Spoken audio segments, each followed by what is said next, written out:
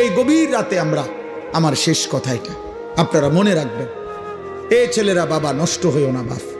তুমি এখন কোনো নারী ছবি, অশ্লীল দৃশ্য, বিবাহের পূর্বে কোনো মেয়ের সাথে খারাপ কোনো সম্পর্ক করো না বাবা, তোমার জীবনটা জাহান্নামের টুকরা হয়ে যাবে।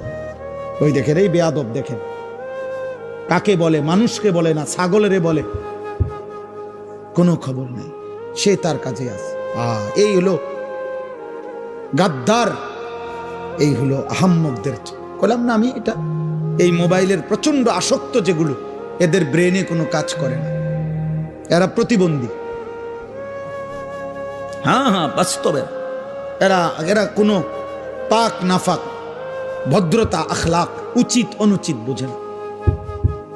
হের কথা হলো, আমি হুজুর তোর আব্বাও যদি বলে আমার মোবাইল ছাড়া জীবনে আমার আর কিছু নাই, আমার কোনো মা নাই, বাবা নাই, আমার কোনো আল্লাহ নাই, রসুল নাই, আমার কোনো হুজুর নাই, আমার কোনো ইমাম নাই, আমার কোনো ধর্ম নাই, আমার কোনো ইসলাম নাই, আমার কোনো কোরআন নাই, আমার একটাই আমার মোবাইল। নারী ছবি, উলঙ্গ দৃশ্য, জিনা, ব্যভিচার, অশ্লীলতা, বেহায়াপনা, উল্লাস, মদ, জুয়া, এই জীবন আমার, এই জীবন। বেঈমানের দিকে তাকায় থাকে, বেঈমানের ডিজাইন। মুসলমানের ঘরে জন্ম নিয়া 16 বছর বড় হইলি বেটা, মুসলমান মা বাবার ঘরে চুল রাখলি বেঈমানের মতো বেটা, কাপুরুষ বেটা তুই বেটা। থু বেটা তোর কপালে বেটা, থুতু মারলাম তোর কপালে বেটা, তোর ওই বেঈমানের চুলে থুতু মারলাম বেটা। তোর বাপ তোকে শিখাইছে এই চুল রাখা, তোর মা শিখাইছে বেটা। তুই বড়দি হইলি মার ঘরে, মুসলমানের ঘরে, তো বেঈমানের মতো চুল রাখলি কেন বেটা? ওই বেঈমান তোর বাপ, ওই বেঈমান তোর চাচা, ইউরোপের ফুটবল খেলোয়াড় ওই তোর বাপ বলেন, তাহলে সে তার মতো চুল রাখবে কেন? কোন ইহুদি মহিলা, সিনেমার নর্তকী যদি কোনো মুসলমান মেয়ের লেবাস, পোশাক, সাজগোজের জন্য তার পছন্দ হয়, ওই নারী, ওই মেয়ে কাপুরুষ, অপদার্থ ছাড়া, চরিত্রহীনা ছাড়া আর কিছু হইতে পারে না। আল্লাহ রসুল বলছে, যে নারী চলতি পথে তার আতর, পারফিউম, সুগন্ধি, সেন্ট যদি কোনো পুরুষের নাকে লাগে, খোদার কসম আল্লাহর নবী বলছে ওই নারী ফাহিয়া জানিয়া, ব্যভিচারী, ব্যভিচারী, ব্যভিচারী। শুধু যদি সেন্টের গ্রান, পারফিউম যদি কোনো পুরুষের নাকে লাগে, আইয়ুমা ইমরাআতিন ইস্তাতারাত ফামাররাত আলা কওমিন লিয়াজিদু মিন রিহিহা ফাহিয়া জানিয়া। রাসূলুল্লাহ বলছে, যে নারী চলার পথে এমন আতর লাগাইছে যে আতরের ঘ্রাণ পুরুষের নাকে লাগছে, সে ব্যভিচারিণী নারী। আল্লাহ তাআলা কোরআনে বলছে, ওয়ালিয়াদরিবনা বিখুমুরিহিন্না আলা জিয়ুবিহিন্না। হে মুসলিম নারী, সারা দেহ একে তো তুমি পোশাক দিয়ে ঢাকবে, দ্বিতীয়ত লম্বা মোটা ভারী চাদর, বোরখা দিয়ে ঢাকবে। এরপরে আবার আল্লাহ বলছে তোমার চেহারা, তোমার বক্ষ আলাদা, আবারও মোটা পোশাক দ্বারা, আলাদা খিমার, আলাদা ওড়না দ্বারা আবার ঢাকবে। তোমার ইজ্জতের দাম বেশি, তোমার ইজ্জতের দাম বেশি। তুমি নারী, তোমার গর্ভে আব্দুল কাদের জিলানী, তোমার গর্ভে বাইজিদ বুস্তামি, তোমার গর্ভে আম্বিয়ারা আসছে, তোমার গর্ভে আউলিয়ারা আসছে, তোমার গর্ভ থেকে সাহাবা জন্ম হয়েছে। তুমি নারী দামি, দামি। হরিণের মৃগনাভি কস্তুরী খুব দামি, এজন্য হরিণ থাকে জঙ্গলের সবচেয়ে গোপন জায়গা। হরিণ কোনোভাবে কারো চোখে পড়তে চায় না, কারণ সে বুঝায় আমি বড় দামি, আমার উদরে মানে আমার ভিতরে অনেক দামি নিয়ামত আল্লাহ রাখছেন, মৃগনাভি, কস্তুরী। ঠিক আল্লাহ তাআলা বলছে, নারী তুমি দামি, তোমার গর্ভে আমি আল্লাহ তাআলা জামানার বড় মুজাদ্দিদ, জামানার বড় আউলিয়া, মুজাহিদ, আলেম, উম্মতের বড় খাদেম আমি তোমার গর্ভ থেকে দেব, তা যে তুমি দামি।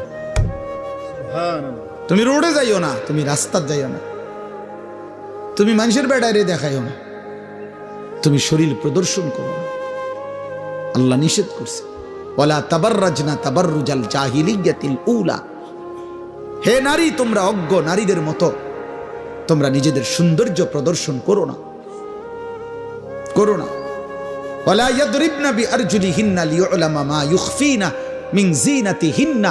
আল্লাহ তাআলা বলেন, হে মুসলিম নারীগণ, জমিনের মধ্যে তুমি এভাবে হেঁটো না যে একটু জোরে, একটু ঠাস ঠাস করে, একটু ভঙ্গিমা করে হাঁটার কারণে তোমার দেহের অবস্থান, শরীরের অবস্থান, তোমার অলংকারের অবস্থান, ঝংকার আওয়াজ পর পুরুষে শুনতে পায়, এটাও তুমি করবা না। আমি আল্লাহ নিষেধ করলাম,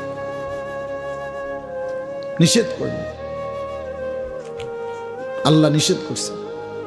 ওয়ালা ইউবদিনা যিনাতাহুন্না, তোমার সৌন্দর্য তুমি প্রকাশ করো না।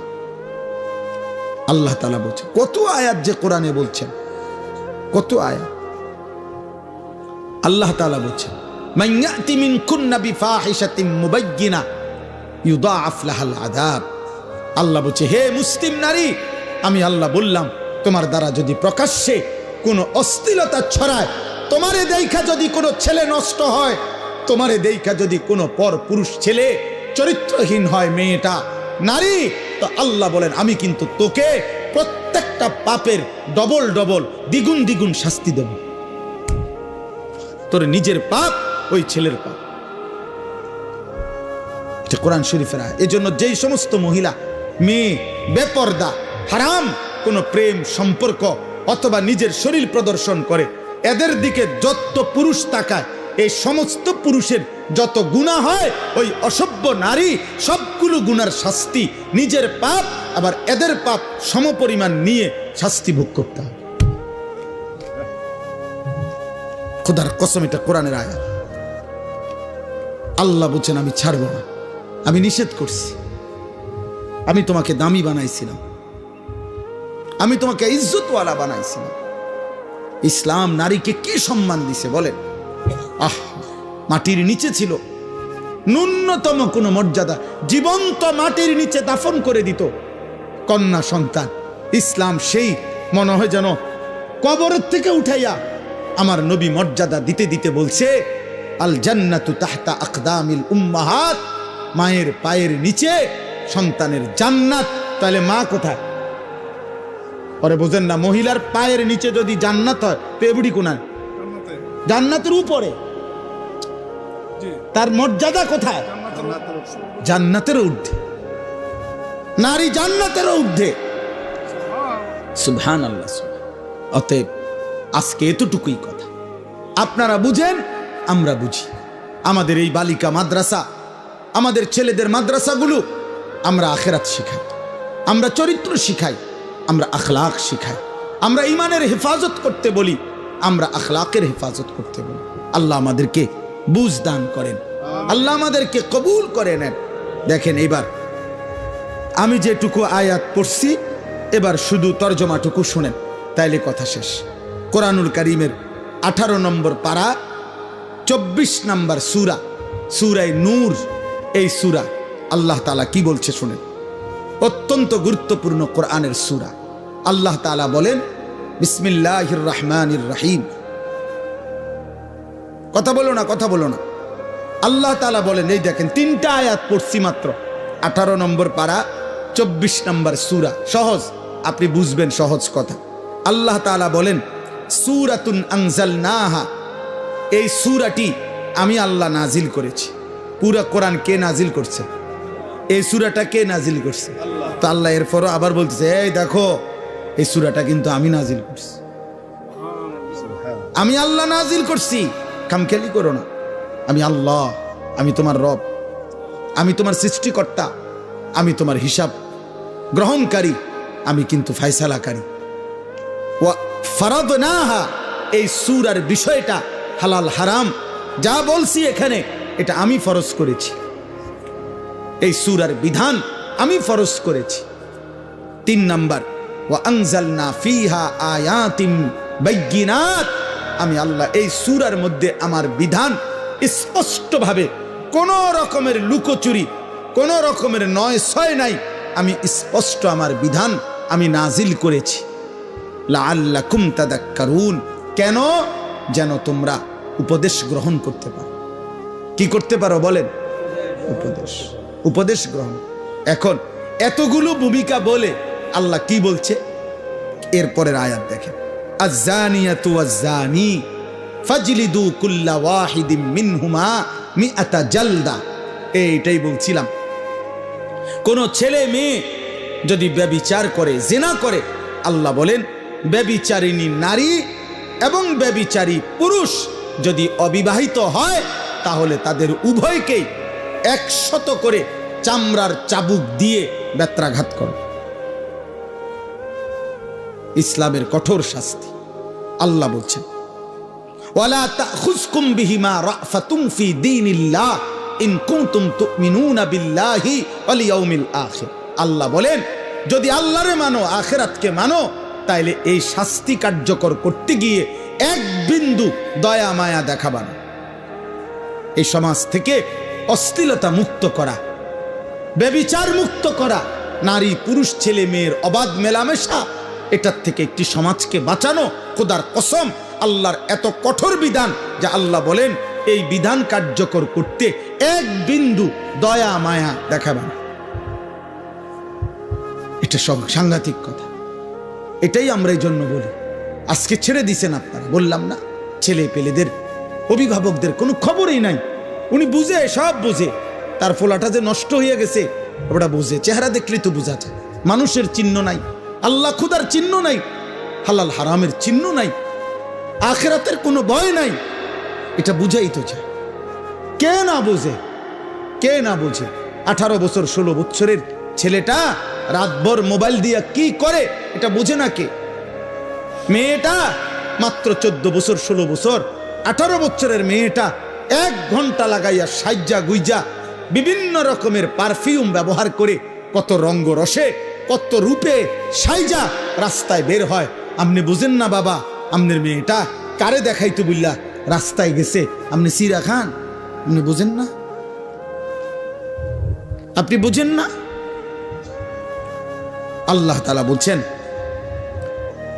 ছেলে কিংবা মেয়ে যদি অবিবাহিত হয়, তারা যদি ব্যভিচার করে, তাদেরকে 100 চামড়ার চাবুক দিয়ে বেত্রাঘাত করে। আর তাফসীরের মধ্যে আছে আল্লাহ রাসূল সাল্লাল্লাহু আলাইহি সাল্লাম বলছেন আল্লাহর বিধান যদি বিবাহিত পুরুষ এবং নারী, এই যেটাকে আমাদের সমাজে পরকীয়া বলে, স্ত্রীর স্বামী আছে কিন্তু অন্য মহিলার সাথে, পুরুষের সাথে জিনা করে, পুরুষের স্ত্রী আছে কিন্তু অন্য মহিলার সাথে ব্যভিচার করে, আল্লাহ বলছেন ফারজুমুহুমা, এই 2 নাফরমান পাপীকে পাথর মারতে মারতে অভিশপ্তদেরকে দুনিয়া থেকে সরায় দাও। পাথর মারো, পাথর, পাথর এভাবে মারবা, পাথর মারতে মারতে মৃত্যু দাও, মরা পর্যন্ত পাথর মারো। কি সাংঘাতিক কথা বলেন! তার মানে এটাই বলছিলাম, কথা তো এটাই বলছি যে আসমানের নিচে জমিনের উপরে কোন মুসলমানের দ্বারা, কোন মুমিনের দ্বারা, খোদার কসম আল্লাহ বলে বান্দা আমি এটা সহ্যই করতে পারি না যে মুসলমান পরিচয় দিয়ে ছেলে মেয়ে নারী পুরুষ অবাধ মেলামেশা করবে। আমি আল্লাহ এটা মাইনে নিতে পারি না। কেন? আমি তো সকল চাহিদা পূরণের হালাল ব্যবস্থা রাখছি। আমি খাবারের চাহিদা পূরণ করছি, আমি পানির চাহিদা পূরণ করছি, আমি লজ্জাস্থানের চাহিদা পূরণের হালাল ব্যবস্থা, পবিত্র বিবাহ আমি তো রাখছি। তাইলে তুমি কেন নাফরমানি করো? তুমি কেন অসৎ হবা? এই জন্য আল্লাহ বলছেন ওয়ালিয়াশহাদ আযাবাহুমা তাইফাতুম মিনাল মুমিনিন। আল্লাহ বলেন ব্যভিচারী যারা, ছেলে মেয়ে অবিবাহিত হোক আর বিবাহিত হোক, তাদের শাস্তি যখন কার্যকর করা হবে ইসলামী খেলাফত, তখন যেন অবশ্যই ইমানদারদের বড় একটা গ্রুপ উপস্থিত থাকে লোকসম্মুখে, প্রকাশ্য দিবালোকে এই শাস্তি কার্যকর করতে, যেন বাকিরা ভয় পায়, যেন বাকিদের কলজা সুদ্ধা কাঁপে যে পাথর মাইরা মাইরা ফেলবে, 100 চামড়ার চাবুক দিয়ে বেত্রাঘাত করবে। এই জন্য বাবা শোনেন, আরেক আয়াত, তাহলে একটা বললাম। এই জন্য আমার এই উদ্দেশ্য, যে বালিকা মাদ্রাসা দেখা আমি এটা বলছি। আয়েশা সিদ্দিকা মহিলা মাদ্রাসা, বালিকাদের মাদ্রাসা, মুসলমানের মেয়ের ইজ্জত, মুসলমানের মেয়েকে দিন শিখানো এতটা জরুরি। একটা মেয়ে খোদার কসম চরিত্রহীন হইলে, একটা মেয়ে যদি অসৎ হয়, একটা মেয়ে যদি নিজের ইজ্জত সতীত্বের কদর না বুঝে, একটা সমাজ পুরাটা দুর্গন্ধ হয়েছে। কারণ একটা মেয়ে বেপরদা হওয়া মানে ওই শুধু গুনাহ করছে একজন, আমি একটা মিথ্যা কথা বলছি, এটা আমি বলছি, আমি একটা টাকা চুরি করছি, এটা আমি করছি, আমি কাউকে একটা গালি দিছি, এটা আমি দিছি, আমার পাপ। কিন্তু একটা মেয়ে বেপরদা হওয়া, একটা মহিলা বেপরদা হওয়া, একটা মেয়ে বিবাহ বহির্ভূত কোনো ছেলেকে নিজের সাথে সম্পর্ক করা, একটা মহিলা এটা করা, এটা শুধু তার একটা পাপ না, এটা একটা সমাজ, একটা জাতি, একটা মহল্লা, একটা সংসার ধ্বংস করে দেয়।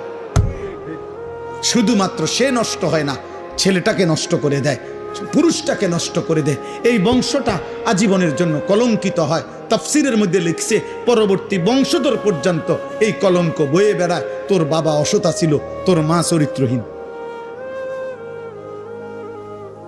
অথচ ওই বাচ্চা হয়তো পাপ করে নাই, কিন্তু ওই অসভ্য মা বাবার কারণে এই বাচ্চাটাও কি হয়, কলঙ্কিত হয়, সাফার করতে হয়। এজন্য আল্লাহ তাআলা বলছেন কোনোভাবে ব্যভিচারের কোনো পরিবেশ মুসলমানের সমাজে হইতে পারবে না, মুসলমানের সমাজে হইতে পারবে।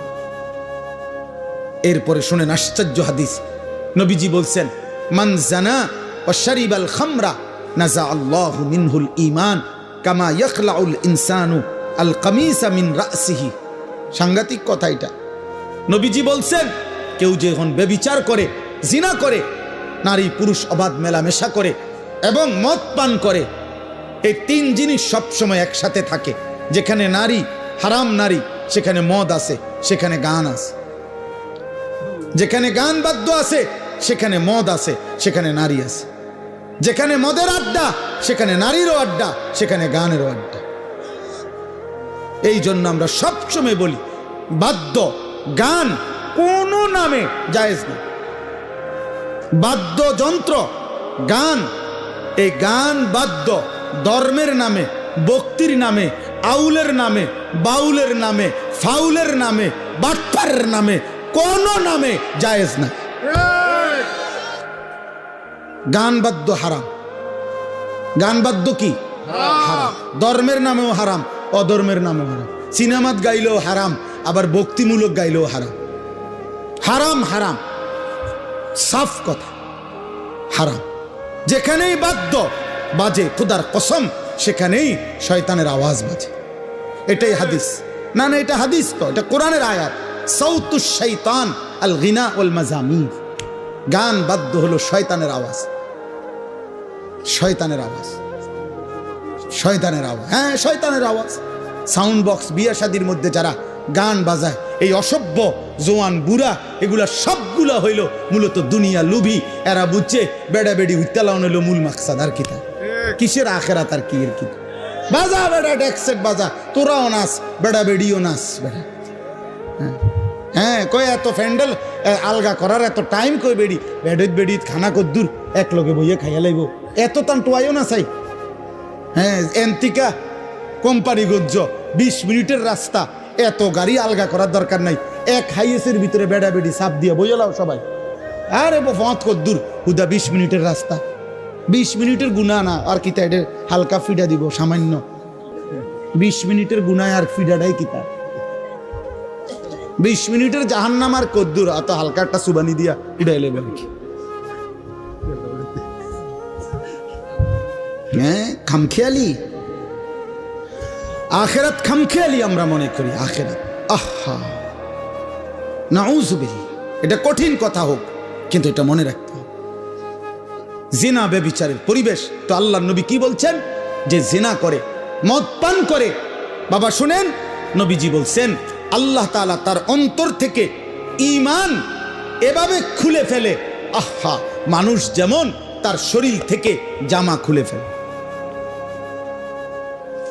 কোন মানুষ যেমন তার শরীর থেকে জামা খুলে ফেলে, জিনা এবং মদ পান করিলে আল্লাহ তার কলিজা থেকে ঈমান খুলে ফেলে। বলেন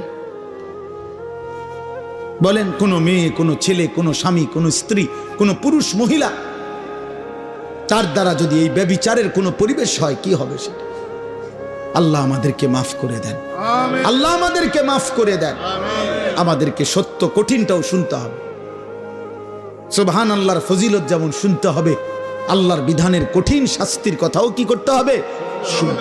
কষ্ট হলেও শুনতে হবে। কেউ যদি বাঁচে, একজন যদি বাঁচে থাকে, সর্বশেষ হলো আয-যানি লা ইয়ানকিহু ইল্লা যানিয়াতান আও মুশরিক।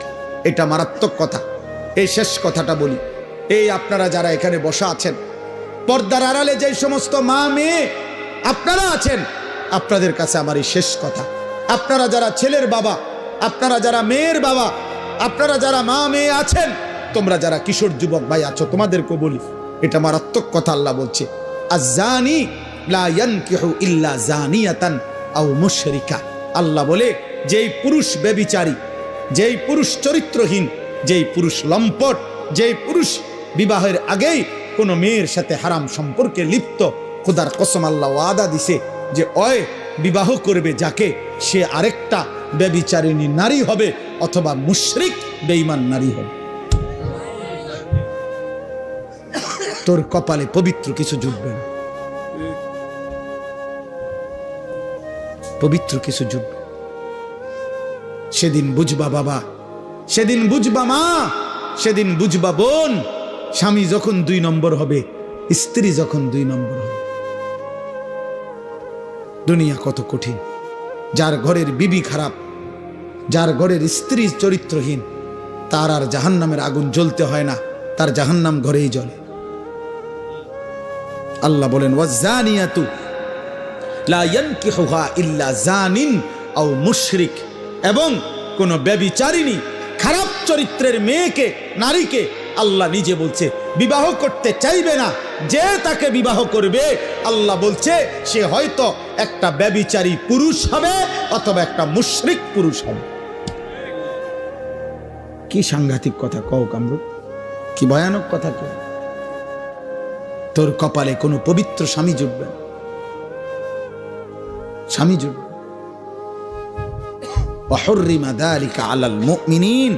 আল্লাহ বলেন আমি আল্লাহর পক্ষ থেকে ঈমানদার পুরুষের জন্য ব্যভিচারী নারী হারাম করা হলো, ঈমানদার নারীর জন্য ব্যভিচারী পুরুষ হারাম করা হলো। হুররিমা।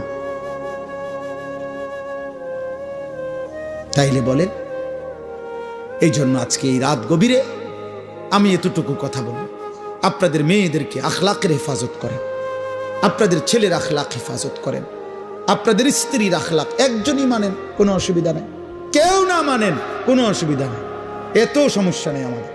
এই পৃথিবীতে আল্লাহর দিন বলে গেছে এমন হাজারো হাজারো ব্যক্তি যাদের হাতে কেউ কালেমা পড়ে নাই, আল্লাহর কথার আনুগত্য করে নাই, তবুও তারা ব্যর্থ না, আল্লাহর কথা বৃথা হয় না। কেউ না মান, কেউ না মান, রবের কথা বৃথা হয় না। আমি আপনাদেরকে জন্য বললাম এই গভীর রাতে আমরা, আমার শেষ কথা এটা, আপনারা মনে রাখবেন, এ ছেলেরা বাবা নষ্ট হইও না বাপ। তুমি এখন কোনো নারী ছবি, অশ্লীল দৃশ্য, বিবাহের পূর্বে কোনো মেয়ের সাথে খারাপ কোনো সম্পর্ক করো না বাবা, তোমার জীবনটা জাহান্নামের টুকরা হয়ে যাবে।